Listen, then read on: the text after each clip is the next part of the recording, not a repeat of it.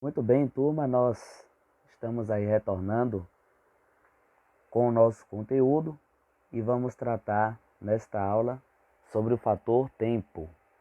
Sabemos que o tempo e o espaço são duas noções fundamentais nos estudos da história e é importantíssimo essa noção para que historiadores, pesquisadores, para que nós todos possamos localizar acontecimentos importantes, continuidades, rupturas ao longo do tempo. O surgimento e o fim de impérios, de civilizações, tudo isso é demarcado pelo chamado tempo cronológico. Esse tempo que pode ser medido, pode ser mensurado. E esse tempo ele é marcado pelos calendários.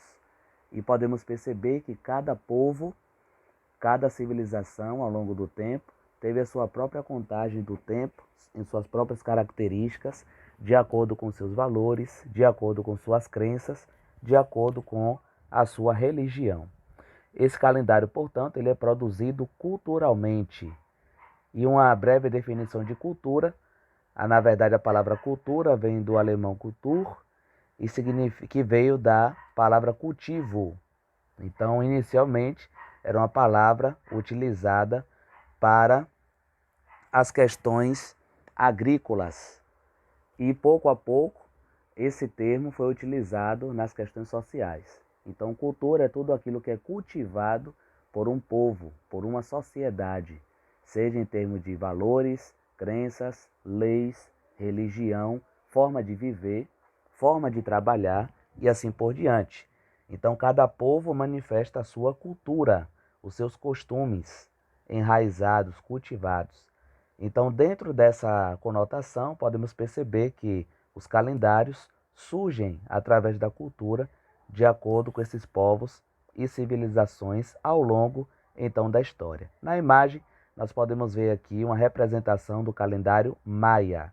O povo maia, um dos povos que habitaram na América Central antes da chegada dos europeus no século XV. E esse povo maia desenvolveu, através de seus estudos, inclusive, é, seus estudos referentes aos astros, e eles então organizaram um calendário. Podemos perceber que esse calendário ele está em forma circular, então eles entendiam que o tempo ele era, na verdade, formado por ciclos. Enquanto nós que vivemos na sociedade aqui judaico-cristã, né, nós podemos entender o tempo como algo linear. Ou seja, enquanto nós temos a representação desse calendário maia em forma de um ciclo, dentre outros calendários também, nós podemos perceber que a nossa noção de tempo tem início, meio e fim, como se fosse uma reta, e podemos entender as diferentes formas de compreensão do tempo e, portanto, as diferentes formas de calendário. Nessa imagem aqui podemos perceber uma representação do Papa Gregório XIII dentro da questão do calendário cristão. E por que o Papa Gregório XIII ele foi importante em relação ao calendário cristão? Porque em 1582, no que a gente poderia chamar aí de transição entre a Idade Média e a Idade Moderna, nós vamos perceber uma reorganização da contagem do tempo baseado aqui nesse calendário então cristão.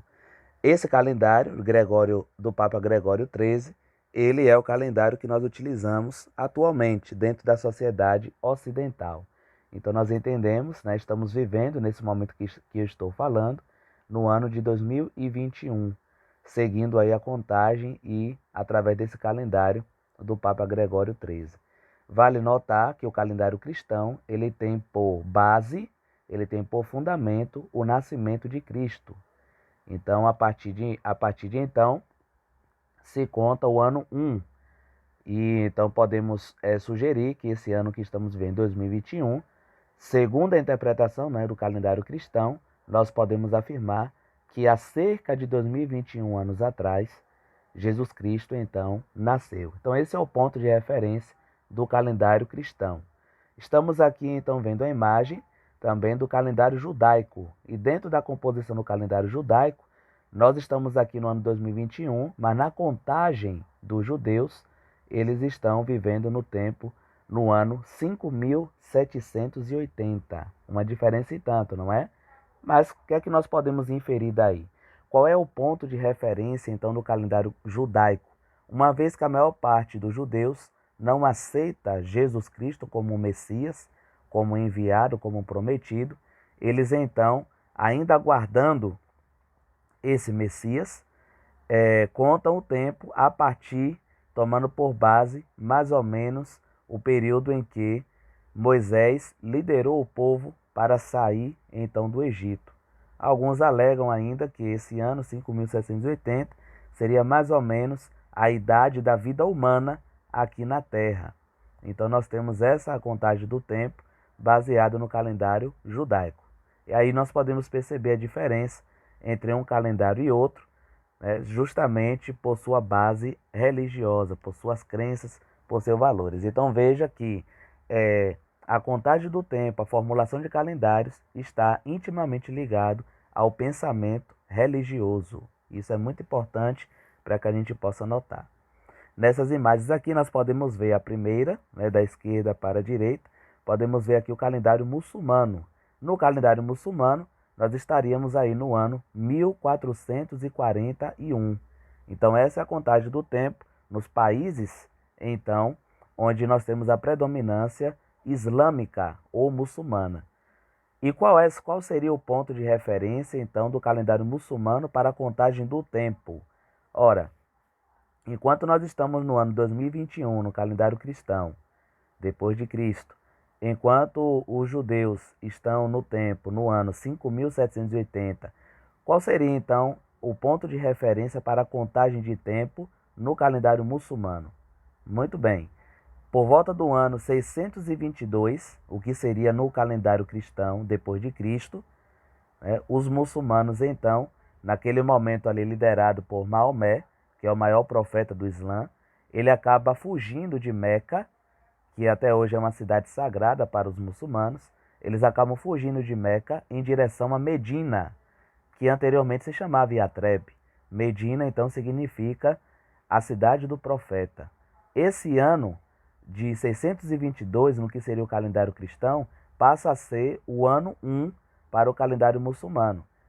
Essa fuga, essa viagem de Meca para Yatreb, que passou a se chamar Medina, recebeu o nome de Égira. Então essa Égira é que marca então o ano 1 do calendário muçulmano. E é importante a gente notar que tudo isso tem a ver com os seus aspectos religiosos. Logo ao lado nós temos aqui uma representação do calendário chinês. E nesse calendário chinês, o início, né, dele está marcado em fevereiro. Então é interessante notar que, diferente da contagem de tempo que nós fazemos, marcando o início do ano em janeiro, né, para eles, na sua contagem do tempo, eles estão, né, virando ou passando para o novo ano, assim que no nosso calendário está o mês de fevereiro. Então nós podemos perceber através desses exemplos, né, como os calendários e a contagem de tempo acabam diferindo ou se diferenciando em relação aos outros por conta de cultura, por conta de religião, por conta dos valores. Bom, em história, um dos referenciais de marcação do tempo são os séculos.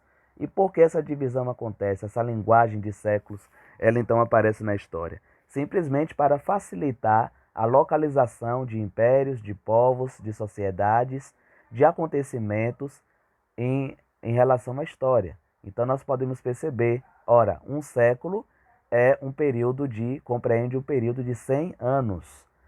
Então, desde o ano 1 até o 100, nós temos o século 1. Desde o ano 101 até 200, nós temos o século 2. E assim por diante, nos algarismos romanos. A esquerda diminui e a direita, então, soma. Por exemplo, nós temos aqui em algarismo romano 4, tanto em algarismo romano quanto em número cardinal, e assim por diante. Século 5, século 6. Nós podemos perceber que, na maioria das obras escritas de pesquisadores e historiadores, sempre nós temos a referência através dos algarismos romanos para que possa representar, então, um período de tempo. Então, é muito importante que a gente compreenda, né, essa linguagem através dos séculos, através dos algarismos humanos, para que possamos localizar impérios, povos, culturas e acontecimentos importantes ao longo do tempo, dentro do calendário. E aí nós podemos perceber que um século é justamente uma representação do período de 100 anos. Dentro dessa contagem do tempo, dentro do desenvolvimento das sociedades humanas, das civilizações, qual seria então, de acordo com boa parte de intelectuais e pesquisadores, qual seria então a primeira necessidade humana? Ora, a primeira necessidade humana seria então a sobrevivência. E para sobreviver, o homem ele precisa transformar o ambiente que ele vive e criar condições ideais para que ele possa então sobreviver. Então, enquanto ser social, né, o homem então transforma a natureza pelo trabalho e cria essas condições para tornar-se um ser social. O homem então é um ser histórico e social que se humaniza através do trabalho. Então veja a importância dessa concepção de trabalho, que é justamente a ação do homem em transformar a natureza ao seu redor para que possa viabilizar a sua sobrevivência. Não só a sua sobrevivência individual, como também a sua sobrevivência coletiva ou social. Então, isso implica dizer que o homem, ele construiu civilizações, ele construiu vilas, construiu cidades, justamente com o intuito de uma sobrevivência, tanto individual quanto coletiva. Sendo assim, é muito importante que a gente compreenda essa concepção de trabalho ao longo da história. Bem verdade que nós estamos fazendo uma série aqui de introduções a respeito de conceitos históricos e reflexões a respeito do desenvolvimento cultural e social do ser humano, e ao longo então do tempo iremos aprofundar em cada uma desses conceitos, em cada uma dessas concepções, para que a gente possa cada vez mais ter a capacidade de enxergar nossa própria identidade, de interpretar o mundo que a gente vive ao nosso redor e que a gente possa então aprender a se posicionar de maneira crítica, de maneira reflexiva, de maneira responsável, para que possamos contribuir para o bem social. Então ficamos por aqui nesse início de concepções em relação a tempo, calendário, trabalho, sociedade e cultura, e nos encontramos logo mais. Um grande abraço para todos e ótimos estudos.